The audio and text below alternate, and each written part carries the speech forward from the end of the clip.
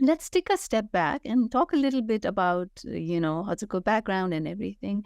Tell us about your childhood and youth in Nepal. How did do you have good memories from that time? Something that has impacted your life. That's okay, sir. Oh, definitely. So I was born and raised in Kathmandu. I went to St. Mary's and then did my high school in St. Xavier's. So I'm the oldest of the two daughters in my family. And I have been very fortunate to be to have a parents who never would give us opportunity equally, like in the society, with just two girls, my parents must have had a lot of pressure, to have a It's boy, but they never made us feel that, oh, you are the girls in the family. And then also having gone to the girls, St. Mary's is a all girls convent school, and having into the girls school, I never I should say I'm very fortunate to have a parents who always believed in the equal rights, women can do as much as boys can. like And then who believed in education, values, and then hard work.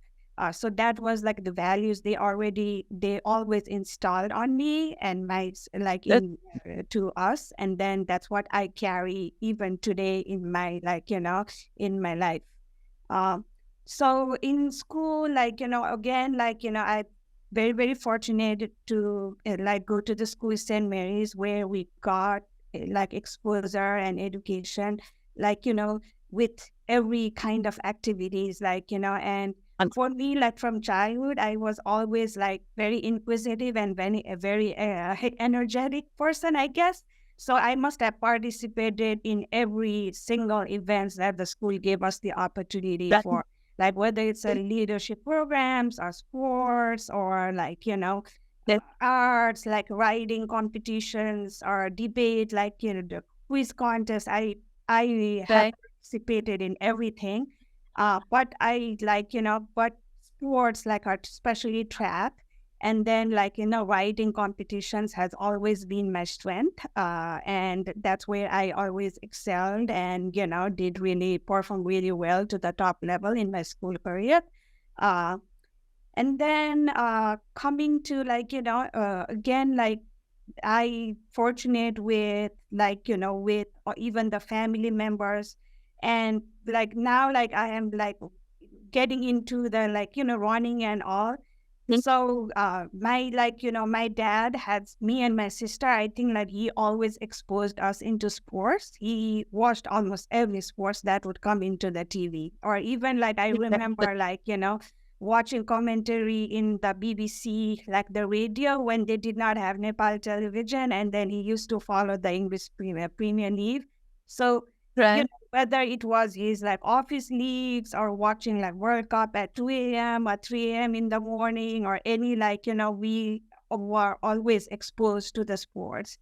So both at home and in school, I always developed that a deep sense of the love for sports, whether it's watching it or playing it. And I think that's why one of the reason why I even now I just like competitive sports, and the running is where I think my talent has it, and that's where I am today. Awesome, awesome. Which house were you in? St. Mary's one. Greenhouse, green, Awesome. St. Awesome. No, Pete. more पनि St. Mary's गएको अनि so I'm a little biased as well. I think, you're so right. I think, family sets the foundation as well as the school, right? In terms of Yeah. making us really believe in certain values and all of it. So completely with you on that. Um, uh, Tell us a little bit more in terms of about you running the, like you said, right? It came a little later. That in terms of what you wanted to be in your career, what was it and how sort of did that journey happen from coming to the US, देखिन अहिले where you are? How was it? So, since childhood, I was always good academically.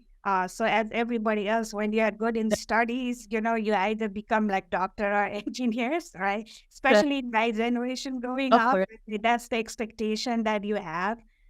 So my mom, I had like, uncles and aunts who had been like inspiring doctors in my family. So I have a lot of doctors like uncles, aunts, Then and cousins, especially in my mom's family. So that was the path I thought I will always take. So like, right, since childhood, I thought like, I will become a doctor. And that's how I shaped my education when I was in Nepal. So I was in the right. track to go to medical school. So after I finished high school, like St. Xavier's, and That's then it. like applying for medical schools and everything, like it was just like given on you. So Of course. you didn't even have option. So and then in that Then process, like applying to medical schools and where you go to, like Nepal. Today in Nepal, there are a lot of medical colleges, but then when I was there was like only two medical colleges or three maybe. Like one was teaching hospital Dharan, and then you have to go to either like India or Bangladesh or right, Pakistan right, or, like some of the like, the regions around there. So as I was like preparing for this like a medical exam with like exams and the pressure and everything, I right. kind of like realized that okay, do I really want to go through like, all this pressure? I was already kind of, then I had like some seniors who had gone to medical school in India, like some of my really close friends. So I kind of lost like, this like to get into medical college in Nepal is either you have to like pay a lot of money or you have to know somebody like a political person, like go through like some kind of process. And I thought like, and then the option would be to go to like India, like that would be the best, like, the bet, right?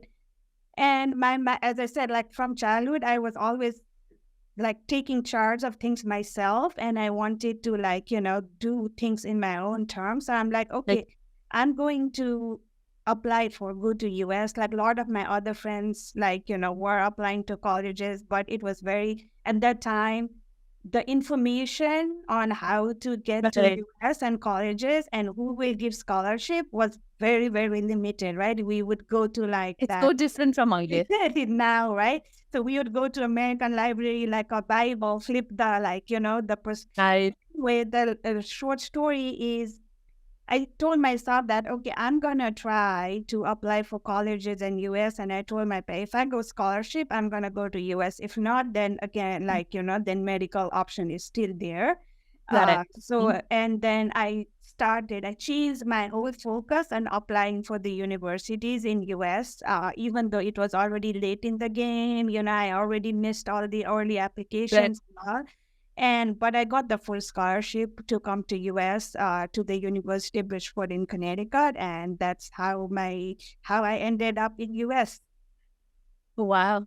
Well, So it, amazing, amazing. yeah, And I love that, even from your family, again, you got that support to completely change it, right? It's very different paths in terms of being a doctor versus doing something else, coming to America.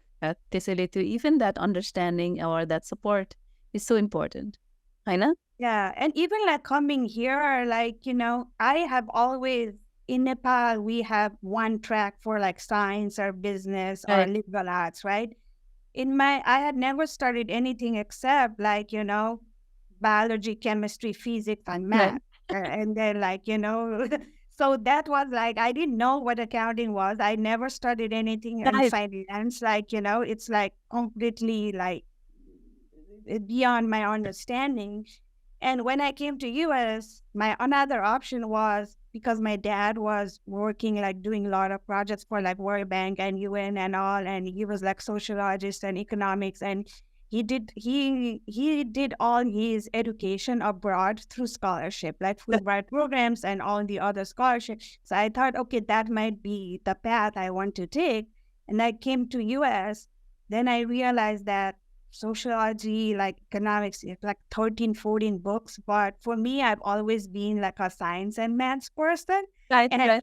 I don't think I can write like papers and papers, like, like more liberal arts. Like I need like Right. more Correct. logical problem solving kind of education. So I completely changed into like computer information systems where I took both like a business and computer classes. And Right. think that's where I am today in my career.